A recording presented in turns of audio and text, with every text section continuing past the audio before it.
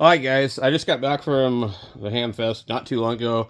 We went to Elliott Electronic Surplus, and then the traffic was like really bad. So it's basically normally under good conditions. I think 2 hours and 45 minutes. Um, I think I left the Hamfest a little bit before 1 o'clock, and then it's 30 more minutes over to the electronics place. Well, I'm not sure how long I was there. Probably not too long, 20, 30 minutes. And then, so you're now an hour and a half more on top of your time. So I basically got everything back and got it out here in the garage and ate a little bit of food and harassed the kids and, that kind of stuff. I found quite a bit of stuff. So we have a set of Kenwood twins.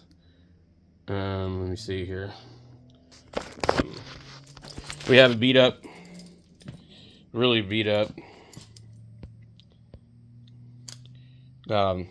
Kenwood. I've never seen one of these in good condition, to be honest. The 440s, 430s. This is probably a pretty nasty one, in my opinion.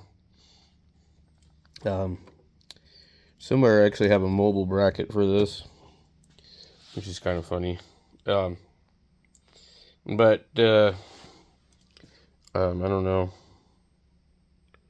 I'm looking at it. I'm like, okay, we clean it. So we're gonna have to take it apart and probably have to reflow a bunch of boards. I'm gonna guess it's probably not gonna work.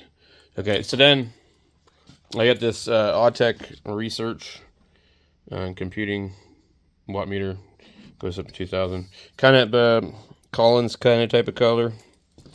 I think Clark has one. I'm not sure. It's not like in perfect shape, but considering that it was $30, and I think I got it for 20, and we did perfectly fine on that. We get a hotspot and a signal link, which might have a Yaesu cord on it or a Kenwood cord. I'm not sure. And I think the guy said 20 or 30 for the signal link, and then something for this. I think I ended up getting this for 20 and this for 30, and I gave him 50 for the pair. They're from Silent Key. All of these were all from the same person, and they were just like, look, we don't want to take it home. So cool. Same thing with this one. Guy didn't want to take it home. I seen it earlier, and this is the transmitter. It's not absolutely perfect. I can see the I don't think it's supposed to be like that.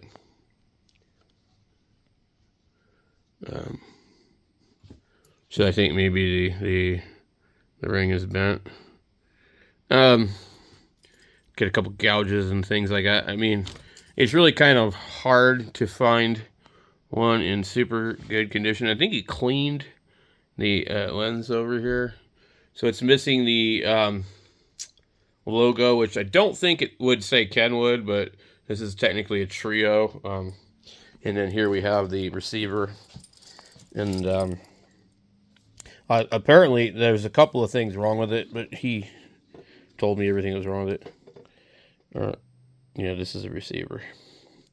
So some people actually bought these separately. There is a scheme for a digital readout on these. This thing definitely made this board sag when I put it up here. I'm going to have to move some stuff around, but I want to get these set up. They're supposed to work. So I want to get them set up and just see. Probably what I'll do is I'm going to come over here and pull the 101 out of here. And I don't know. If I could make another shelf over here. See, the problem, the way that the shelf sits, another radio is going to block the TV. When I didn't have a shelf and I just had the 3000 on top of the 920, it was a little bit easier. Because then I could put another radio on top of that. So I think I have the 7300 on it, but I need to move this. So, but yeah, we pretty much got to the Hamfest right when they started at 7, and I thought they were going to be at 8. There's people that got there at 5. Now, I went last year at 5 as a seller, and I did get rid of 2 things and buy that. I bought the 901 last year with the speaker, and I bought a 101 deal. So, my thing now is, like, okay, the only thing I'll buy now is projects. So, like, it's broken. That's what I want. If you tell me it works, I don't want it, okay? Unless it's really cheap. And then I'm going to assume it's broken anyway.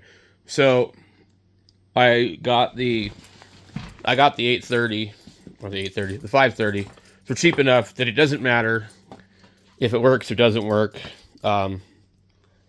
Because, you know, it's not going to be a big deal.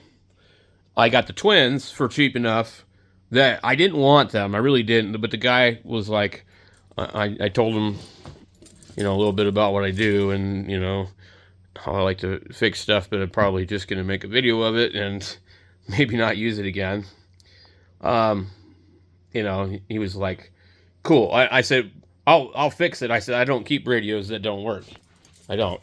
And this radio over here was the only radio I've had for a really, really long time that doesn't work, which is the 820. This one didn't work also for a long time, but it works now.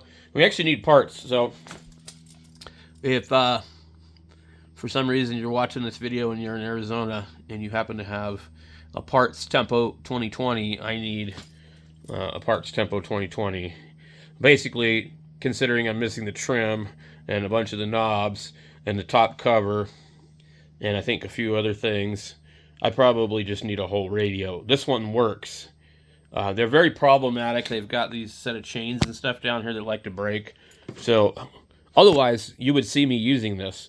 There's a kit that you can get to replace that. But for now, it's just going to sit over there. It works. It's cool. I need to figure out what's up with this. It works, but only on upper sideband. Lower sideband stopped working. Saw a lot of cool ICOM stuff, but I did not see a 751A. I saw a 740, and I seen a bunch of 2-meter all mode ones, some cool ones. There was lots of stuff. Definitely better than the other Hamfest, but a little disappointing for what Marana is known for. So, oh, by the way, I do have the transceive cable for the Kenwood. So, that's what we got going on here. I'll make another video. I'm going to start testing, checking stuff, and we'll do videos one at a time on that. So, thank you guys for watching. Look at this. I'm noticing this Aurora thing again. Brian was asking about it. I think it's something to do with reliability, which I'm not sure. It isn't Aurora. I thought it was Aurora. So reliability has something to do with the spots. So if you know what that is, let me know too. Catch you guys later.